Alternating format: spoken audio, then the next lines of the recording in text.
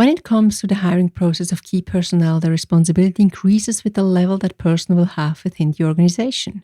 The more power a role has, the higher the risk for the organization. In this episode, I will focus on asking the right questions when potential successors of a powerful role are interviewed. Great to have you here.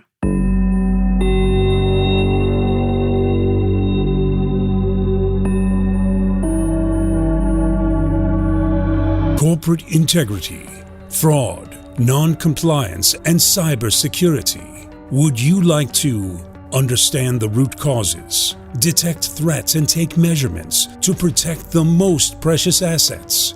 As a leader, you need to be prepared and stay actionable in the event of an incident. Sonja Stirnimann talks in her podcast, The Human Factor. Corporate integrity matters. To leaders and entrepreneurs who want to have impact, foster corporate integrity, and act as role models. As an international expert for corporate governance and integrity, entrepreneur, and independent board member, she knows the challenges. Let her inspire you. Welcome back to the new episode of the podcast, The Human Factor, Corporate Integrity Matters. You might be a board member, an investigator, an internal auditor, a corporate integrity counsel, or on your way there. I'm your mentor and sparring partner when it comes to corporate integrity with impact, founder of Corporate Integrity Concepts and its leadership circle. With a vision to protect and secure assets, reputation, and actionability, yours and the one of your organization. Why? Because corporate integrity matters to all of us. And asking the important questions to protect is our responsibility, no matter in which context.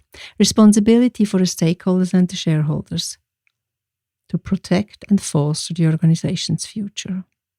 The more power a person has within an organization, the higher the risk for the stakeholders and shareholders. That's a fact. Sounds pretty simple, and it's also what it is. But what I often see, especially during the recruiting process of highly exposed roles, that important piece of the puzzle is missing. Exposed roles have a high inherent risk for the company's vision, strategy, and therefore for the future success. One of the most underestimated risks when it comes to the challenging task of hiring an exposed person is the reputational risk. No matter in what industry I have the discussion, but when it comes to reputation, the motivation of having a deeper conversation stops. The reason is obvious. It is not easy to manage reputation risk. And as there are different strategies to manage risks, I highly suggest becoming clear of these, consciously and not only by accident. You remember, we can either avoid, reduce, transfer, or accept a risk. When it comes to managing the reputation risk of the exposed roles, we need to have a separate discussion on board level. It doesn't matter when you listen to this episode, as the recruiting process of key personnel is never green. There is hardly any week without a smaller or bigger scandal ending with negative press for any of the organizations out there. From non-profit to public, from the banking to the automotive and pharmaceutical industry, you can name it. At the end, the scandal is human-made. By recently discussing one of the latest global cases with a client being in such a process right now, let me bring it to the podcast episode here. What keeps him awake might also be important for you. My hypothesis is that the higher a role is ranked within an organization, the less professional recruiting process is conducted. That's what I see out in the field. And with having said that, I mean the professional skepticism, which is often lowered. But why? Why should I not apply at least the same professional tools as I would one level below? The answer, or better excuses, are manifold, and I will only bring up a few of those. First, that person already has proven that she or he can do it. Second, it might be seen as rude to ask too many questions for the future CEO. Third, I trust. Does taking on responsibility look like that? No, I think not. All three answers rather look like an avoiding strategy than a risk management strategy to protect the business. As the board member, either on executive or non-executive level, it's our duty to ensure professional process. But not only board members are on duty. No, I also like to foster responsibility of our internal auditor and HR leaders. Although these rules are part of a functional process when it comes to hiring key personnel. So there's one metaphor I highly appreciate and always comes to my mind when I am in the position of hiring exposed roles as a board member. You all remember your time at school when new leaders of a gang were either appointed by the members or they just positioned themselves as the boss. What was necessary for you to follow? Wasn't it how that leader was perceived by the others? We are not judging about our early stage motivations of being part of a group, gang, community, or whatever, but it shows us how we all function. How someone representing an organization is perceived by a wider group is key, no matter whether in business or in society. And we can lead that process in our field of responsibility. And we have to lead that and we have to steer it and make sure that it's done in a professional manner. So how can we do that? With one additional question. Additional to all the procedures in place and already conducted by our executive search and internal team. With that additional questions, we are not only challenging whether the candidate are the best fit for the organization, no, we also challenge our own internal process. And for all those listeners being here at the first time, I know that it might seem a little bit too high level what we discuss here, but no worry. In our leadership circle, we have monthly deep dives and elaborate these topics to ensure an effective implementation. But now, coming back to our one additional question, we as board members can and should raise during the process. Either we only do it for ourselves in form of a checklist to come up with an opinion, or you include these topics as part of the process. In my opinion, the most important question is whether the information received from the candidate and the involved other parties are true. What I often see is that especially at that level, the truth is significantly biased by hearsay, press, and references.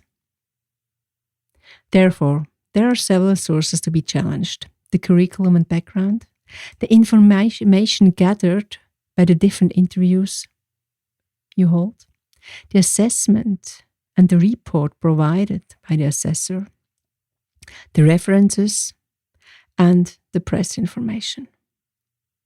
The question we must ask ourselves are, what do we need to know about the candidate and potential representative of our organization to protect and strengthen our assets? That is a question which definitely needs to be raised at the very top level of an organization and is not answered by having a good reputation. That's not enough. And that's also not tangible and also not measurable. Formulating what is meant by that is key, and for a lot of leaders still a taboo because it's so difficult and challenging. So how do we get access to that information we defined before, and how can we prove those to be true? Without having a process in place which leads through the entire procedure, the chance of just not doing it is high, very high. So my personal conclusion is that we have a lot of potential when it comes to the recruiting process of the organization's representatives. Starting with that one question of challenging the truth of the information received will lead to further procedures during the process as such. The background checks will not be optional, but mandatory for all. The information provided to the nomination committee will be supported by facts and not only hearsay. I am very positive that the new generation of leaders, no matter whether at executive or non-executive level, are more sensitized when it comes to the inherent reputational risk of the organization's representatives. So having said that, let's go back to our organization and make sure that our procedures are ready for the future. And if you would like to bring up the questions back to your team, here it is. Again, in my opinion, the most important question is whether the information received from the candidate and the involved other parties are true. It is all about the truth, the underlying facts, which steers the perception. This was the episode number 30 of the Human Factor Corporate Integrity Matters. Following the motto, corporate integrity secures and empowers individuals and organizations. Would you like to learn more, meet peers and getting qualified? So visit the website Corporate Integrity Concepts or Corporate Integrity Academy. Or do you think this podcast could be interesting for someone you know? Sharing is caring, and we are always happy to welcome your peers to our community. And if you like this episode, subscribe and don't miss any of the future ones. The show notes are, of course, enriched with relevant information, and your connection via any of the social media channels is highly appreciated and will be answered. Promised. And please do not forget, topics of your interest or interview partners are highly welcome. Just send me a note on any of the channels you know. Thank you for listening. My name is Sonja Stirnimann and I'm your host. Stay curious, actionable and a role model. Take care and goodbye.